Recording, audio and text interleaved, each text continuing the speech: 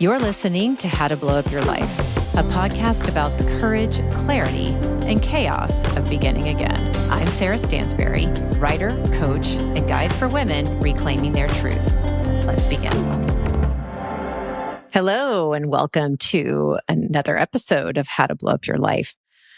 I'm your host, Sara Stansberry, and this is the second episode in our 3-part Adult Chair series. In this episode, we are talking about our adolescent chair. Now, I want to tell you a little bit about some of my history with my adolescent chair. And remember, your adolescent chair is more about, it's a protector part of you.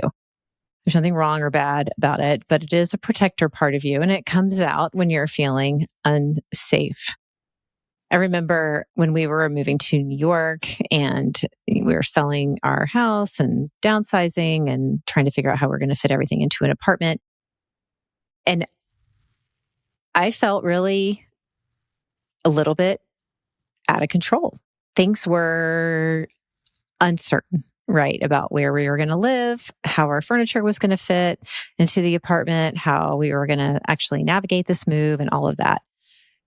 I felt a lot of uncertainty. And so sometimes when that happens with me, I start to want to control every single bit of thing around me. I want to make sure the boxes are packed the way I want them packed. I want to make sure that, other people are doing exactly what I want them to do in the way I want them to do it. Because if they're doing things exactly the way I want them done, then I feel more in control. But what ends up happening with that is my control issues kind of backfire on me, right? Because the more I try to control, first of all, the more pissed off everybody around me gets, because how annoying is that to have somebody around you like telling you how to pack a freaking box? And also I get really stressed out and I'm not having fun. The people around me aren't having fun. It damages my relationships. I had to take a hard look at that. What was really happening in that situation? What was happening is I was feeling uncertain. And so guess what? My inner child does not like to feel uncertain. So a big protector part of my ego started coming out and running the show. It thought there's like an inner dialogue happening behind the scenes. It's like, oh, inner child, you're hurt a little bit? Okay. Well, don't worry. I got it. I'm going to control everything around this whole moving process so that you will feel safer. I'm going to protect you because your adolescent chair, your ego, at the end of the day is a protector. All these coping mechanisms were formed within you, within me, within all of us that essentially try to keep our sweet little inner children safe because they didn't feel safe at some point in their development. So let me ask you this question. What if there's a part of you that's trying so hard to protect you? What if that part is actually keeping you from the life that you really want? And we're going to unpack that a little bit in this episode, and we're going to begin to understand a little bit more about our adolescent chair, our ego self, which is also called our ego self. And it's not really about, I want you to know, it's not really about like shaming this protector part of you. The idea is not to shame that part away. It's really about helping it to relax a little bit and just chill out. All right. So what is the adolescent chair? Well, it's your ego. It's your protector. It is formed during your adolescence. And it's formed when we kind of realize that we're separate from other people. We're developing our own identity and we're figuring out like, okay, I'm different from these people or that people, and I'm going to become my independent person. Its primary job is to protect the vulnerable child from real or perceived threats. So like the threats could be legitimate or they could just kind of be a story that you're telling yourself. But that is the reason that we develop these protector parts of ourselves. One strategy that the adolescent chair uses is perfectionism. If I'm perfect, I won't be rejected, might be the dialogue that's happening there. Another one is like the one I mentioned before, which is control. If I control everything, nothing bad will happen. These are what your protector parts say. Another one might be people pleasing. If I make everyone happy, then I will be safe.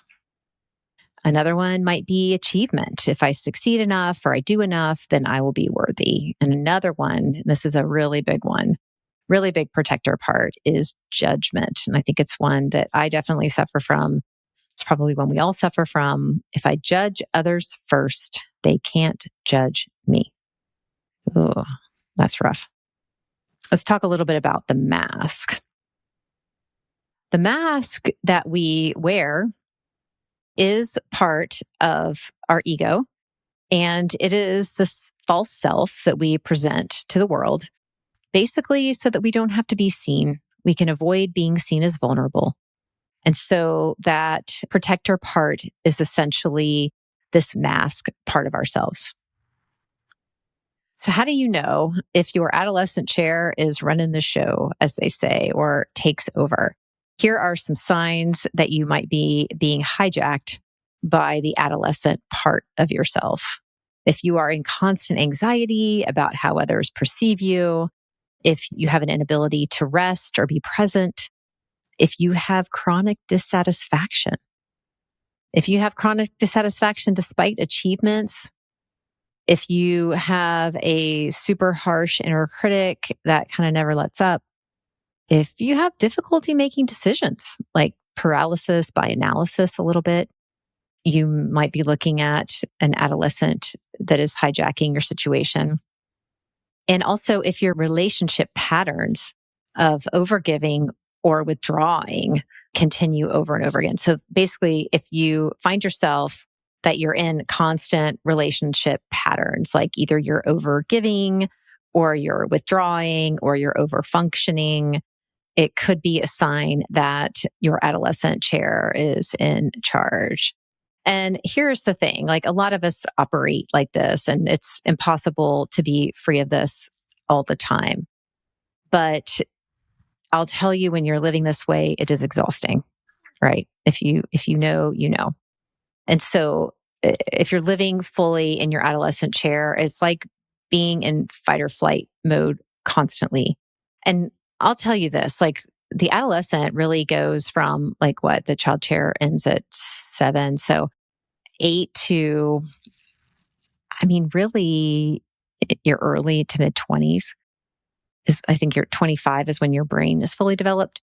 And so this phase of life can go on for a long time. And what I found as I was kind of doing my healing is that I was living in a high adolescent most of the time. I was in like a lot of these things: control, judgment. I had a really heavy inner critic. It's an easy trap to fall into. So I'm just going to encourage you to, if you feel like you're just exhausted all the time or that you're constantly living in some sort of fight or flight, take a look, because there might be some healing that you can do to kind of get yourself out of that, which would be great. So let's talk about the adolescent chair's positive intent. Now, what do I mean about that? If you find that you're in one of these controlling judgment kind of situations and you're noticing like, oh my gosh, I think I might be living or operating here out of my adolescent chair, here's something that you can do. A practice of appreciation can really help get you out of that. And what I mean by that is you can thank it, right? Get quiet. Notice that part of you that's coming up, right? And thank it for trying to protect you. And thank it for when it served you, right? Because it kept you safe, literally, or it created a perceived sense of safety. And it did those things, and that worked for you until it basically didn't work. So, there were times in your life when these strategies did actually keep you safe. But what's awesome is that, as you mature and get into your fully actualized self, you don't really need that anymore. So if you find yourself in these situations, try not to judge yourself. It's not, you didn't do anything wrong. You're not bad. Nothing, bad is happening. But you can ask it kind of like, what I like to do is like say, okay, what do I need to know here? Like, what are you protecting me from? And if you get quiet and you listen, it really, what you'll find is it will give you the answers that you need so that you can heal that part of yourself and kind of let it go or integrate it back into your fully actualized self. Because basically what's happening is when you see these kind of parts of yourself rearing up, the perfectionism, the control, the judgment, whatever, there are strategies that worked for you. It's kind of like outdated programming. Like there are strategies that worked for you in childhood and adolescent, but they're now creating problems in your adult relationships. Does that make sense? So your adolescent isn't your enemy. Like it's not bad. It's just not really working anymore. And it might be working overtime when it doesn't need to be working anymore. So how do you move from your adolescent chair into your adult chair? Well, if something like this is happening and you're noticing it, I encourage you to pause and breathe, get quiet, take a beat. You can ask these questions. What is my adolescent afraid will happen? So in my case with the move, right? What is my adolescent afraid will happen? What comes up immediately is I'm afraid we're not going to move okay. I'm afraid it's the furniture. I'm afraid we're not going to be okay. I'm afraid the furniture is not going to fit. I started to go through all of these things in my mind and I realized I'm afraid I don't know what's going to happen and I'm afraid I'm not going to be okay. That was really the crux of it, right? I don't know what's going to happen and I'm afraid I'm not going to be okay. Another question you can ask is, what does my inner child actually need from me right now? Because remember that your adolescent is protecting an unhealed part of your inner child. So you can ask, what does my inner child actually need? So in the case of my moving example, the inner child needed to know that my adult self was going to take care of her, that she was going to be okay because she had me. And then the third part that you can ask yourself is, what would my fully actualized adult do in this situation? What would my fully actualized adult do in this situation? And so in the example I gave you before, it would be more like, me having a conversation with my inner child that was so fearful that she wasn't going to be okay. And saying something like, first of all, I like to ask her how old she thinks she is. Like, how old do you think I am? And sometimes she'll be like 5, 6, or whatever. And then, at 5 or 6, something happened and maybe you weren't okay. But, now we're older. I'm 54 years old. And I'm going to make sure that we're going to be okay no matter what in this move. And you can trust me and count on me. So let's talk about some practical strategies that we can use to kind of put our adolescent selves to rest. And I want to talk a little bit about fact versus story.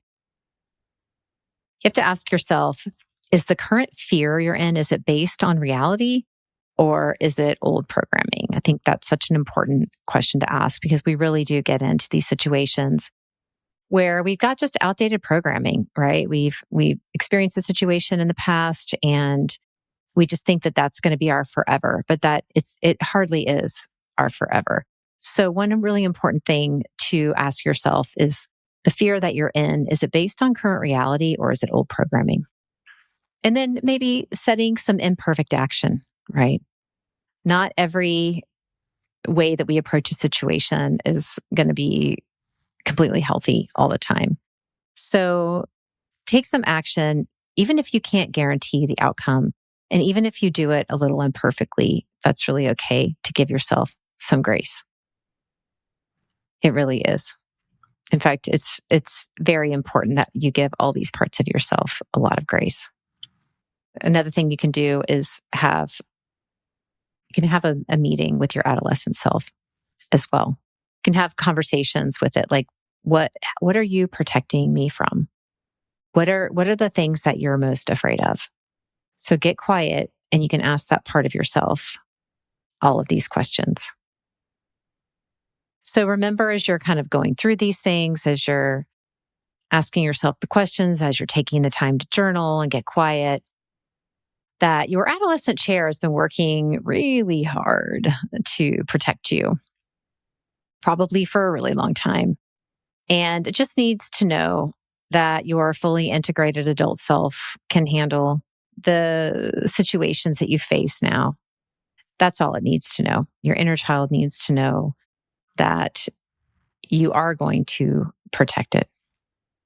Now, in the next episode of this series, we're going to be exploring the adult chair, or your fully actualized self. And that is your wise, present, compassionate leader who can hold space for you and can hold space for all parts of you.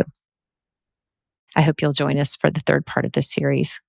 One thing that you can remember to do this week as you move through life is when you notice yourself maybe in perfectionism or control or judgment, I hope that you will take a moment to pause and ask, what is my adolescent afraid of? And listen in compassion and see what comes up. Catch you next time. Thanks for being here today. If this episode spoke to you, hit follow so you never miss an episode, and share it with a friend or someone who might need it. For deeper reflections, weekly essays, and the conversations that don't fit on the podcast, join me on Substack at sarastansberry.substack.com. And remember, you're allowed to begin again. You're allowed to build a life that feels like your own, and you're allowed to live the life you were meant to. I'll see you next time.